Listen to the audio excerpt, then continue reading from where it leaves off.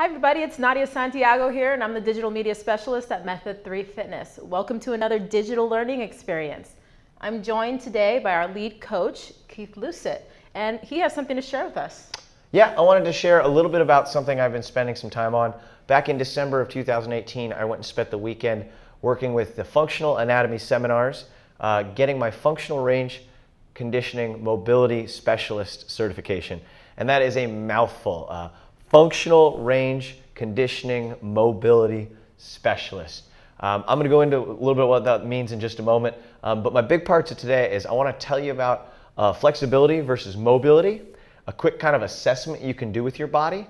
And then I want to show you a couple of the things that I see most of the time after I do some of these light assessments with people that are hopefully some things that you can practice and maybe things you can work on at home as some light homework. Hopefully we'll get through that a little bit today and have some fun. Sounds pretty cool to me. Nadia has graciously volunteered to be my guinea pig, so thank you very much. First thing I want to talk about is flexibility. So if we have Nadia just bend over and reach over and touch her toes, that's a pretty passive thing for her to do. Gravity is doing most of this work. Gravity is pulling her torso down, creating a stretch. And that's kind of shortening up the angles of her hips.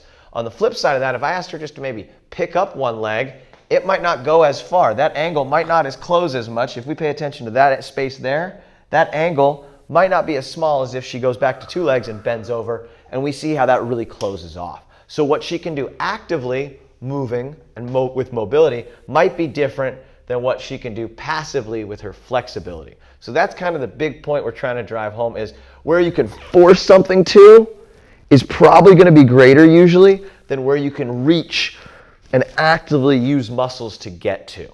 And so what we want to do is take that and do a light assessment on people, kind of checking in with something we call CARs. And those stands for C-A-R, Controlled Articulated Rotations.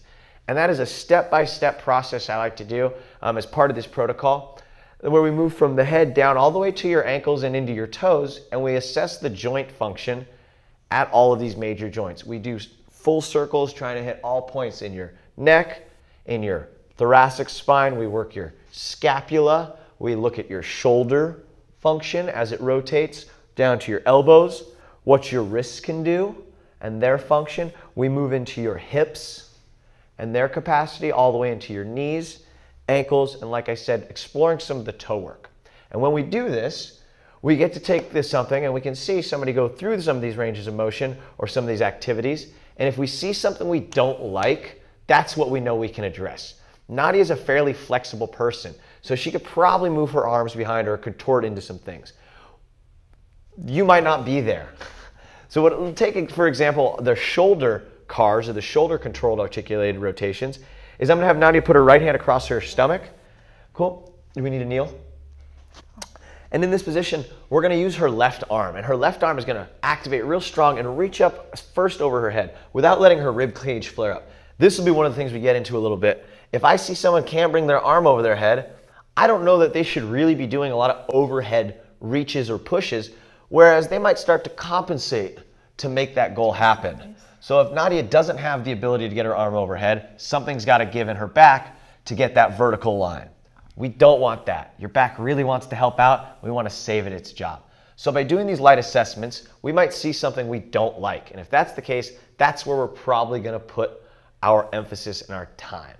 Can I ask you a quick question? Please. So when you were talking about earlier about the difference between, was it like active mobility and passive? Yeah. I noticed that, so I went deeper, right, Sure. when I was passive, but when I was standing, I could really feel my muscles working, and it was actually harder for me to bring my leg up. Is that usually what you see with most people? Yeah, usually the side that's trying to work tends to be really, really weak. For instance, in our hamstring stretches, we could sit and stretch our hamstrings, and that's me very passively stretching out the back of my leg. But to stretch out the back of my leg using the front of my leg stuff is very difficult, and you can see Nadia's face as she does that. So that's not to say she doesn't have the flexibility, but that means she might lack the active usable capacity of her leg in those spaces. So she might get out there, but if she then goes to try to use something, something might give, and that's where you might have injury. So if her lifestyle, her yoga practice, her dance practice requires something of this to her, it might behoove us to practice. as it pertains to your time probably at Method 3 Fitness or in your gym, there's a few moves you're probably going to do where you probably want to be a little more aware of. But unless you're doing, big Olympic lifts, sometimes the world will grant you a pass on some of these. Does that make sense to answer your question? Totally. Great question. So after we do our light assessment, usually what we notice are people's hips and hips and shoulders. So a lot of times we ask you to put something over your head. So what that looks like is your arm should be over your head. My arm's not going to go real great. That shoulder's a little bit messed up. But what I'm going to have Nadia do is lay down on the stomach, and this is something that you can practice at home. So with her hands outstretched, her arms are over her head relative to her body position. We already talked about how Nadia is pretty flexible. So this is her arms over her head. If this is a stretch for you at home, you might be working off a wall or even up a little bit elevated. For Nadia, I'm going to ask her to engage most of her body, create some tension, tuck her toes back under, and really activate through her stomach. Making strong fists without compensating through the rest of her body. I want her to lift her arms off the ground. So I don't know if you can see that, but that actually was a little bit of a struggle for Nadia. So this is someone who can pretty passively stretch, and then she's going to gently, slowly set down. So what we're trying to do there, Nadia, was that a little bit of work? That was tough. That was tough. So what I like to do with a lot of people in our one-on-one sessions when we look at these things is to do a few reps of those. So I'm going to have Nadia hop back down, and I actually want to prime the front of the body. So I'm going to ask her to create gentle tension and push down into the floor. So she's pushing, and if I come by to try to lift her arms up, she's going to be pressing down and really activating the front of her body. So we're trying to tune that in. And if you've ever done the PNF stretching or passive stretching, you get a little trick to your body's nervous system. So we're asking all of this stuff to work. So this side's kind of relaxed, and then maybe it lets us a little bit extra space. So after she's been pressing really actively, I'm going to ask her to lift up, and she's going to lift up for 5. Not in her low back, good, but in the shoulders. They want to compensate. Your body wants to help itself out. She's doing a great job of focusing and really giving me a good squeeze. So here we have a nice passive lift off, right, from one of her stretched. Carefully come back down. Now, because Nadia is more flexible and I want to challenge her, I'm going to actually put this block under her and ask her to hold the dowel. So she's going to go back into that stretch position. This might be a little bit of a progression. Nadia is more flexible. Her passive range is there. Is that okay for you to rest in? Yeah. So that's her passive range. I could probably jack this up a few more and she would still be okay hanging out in a stretch. Now, I'm going to ask her to gently push down into the block. Try to wake up the front of the body a little bit because that's what's going to be stretching here soon. That starts to stretch after it's activated when we activate the backside. So go ahead and lift off. And I've got her in this higher position, so it was probably a little more challenging. But as we can see, she's starting to get a little more range, okay? And that's kind of a trick because if we don't ever do this again, this is all going to go wash away. Carefully relax. So one of the biggest things, you can come out of that and stretch if you need to, is that you rinse and repeat these, that you don't just do this once. If you do this once, it's like brushing your teeth once. It's not going to keep the benefits. You need to keep practice actively stretching the front by way of strengthening the back. So we're trying to kind of work one side while stretching the other. Does that make sense? Yeah, and that actually, the progression happened really quickly. I did notice there might have been a couple of inches that I lifted higher. Yeah. And would you say that if you stretch for a few minutes and then you kind of stay loose, are you able to stretch as you hold stretches a little bit longer, they open up? Yes. So kind of like Nadia's discussing when you hold a passive stretch or you're out there stretching, usually you garner more range of motion in that time. Your body relaxes and there's some of that inhibition goes away. We're trying to get it to be more active so that not only can Nadia push her hands back or contort, but she can actually reach those arms back and then find a way to clasp them and pull through. So we're trying to fill in those gaps in your passive ranges of motion. The other thing we see a lot of is people not use their glutes. And I'm just going to pick on glutes, and I'm only going to pick on them in one direction, right? Your shoulders do all these cool rotations. So do your hips. We're going to talk only about your glutes firing in kind of this singular plane. So I'm going to ask Nadia to get into all fours, and I'm going to show you an example of what I don't want to see, because oftentimes when I ask people to go into a little extension, their back does the work. So I want to have Nadia extend out her left leg all the way straight to the floor and hold that. So she's going to flex her left leg nice and strong, push the earth down away from her. And what's going to happen is when she lifts that left leg off the floor, her back usually drops down. And then your back is really helping make that lift happen. And that's what we don't want. So I could tell you to really flex your stomach and squeeze. Sometimes you're really trying that and it just doesn't happen. So I'm actually going to make this a little more challenging for Nadia. I'm going to ask her to crawl forward a few steps. And then we're going to sit back into the same position we were just in, long left leg.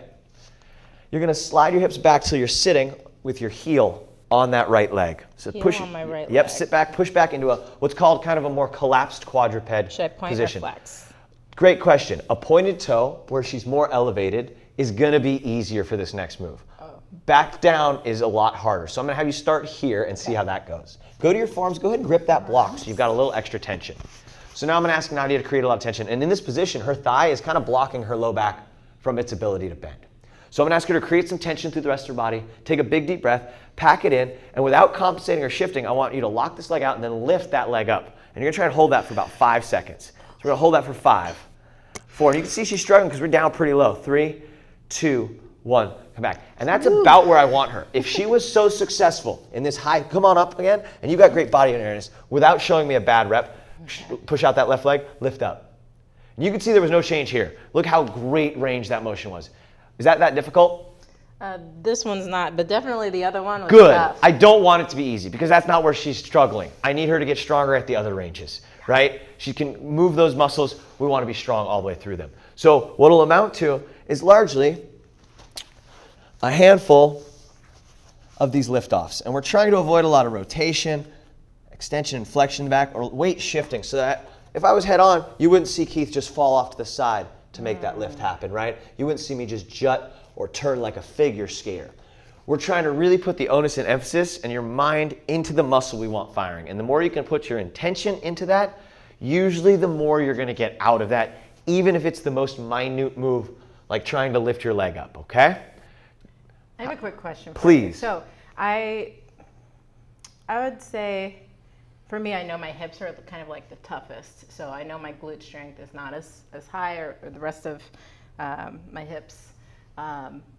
What is the purpose? Like, can I just do these reps all the time? I mean, what's the main purpose of really getting that fine articulation? It would come down to what your end goal is. If you need to be able to do that, do that. But again, coming back to if I saw something I didn't like in an assessment, that might be where we would go into it. If I see something happening in an exercise where we are doing some quadruped position and I notice your low back is there, that blocking or that kind of putting you in that position is a means to kind of get you to not compensate and get those muscles to learn it even better. So yeah, you can do it, but once we apply a little bit extra stimulus, suddenly something else wanted to go.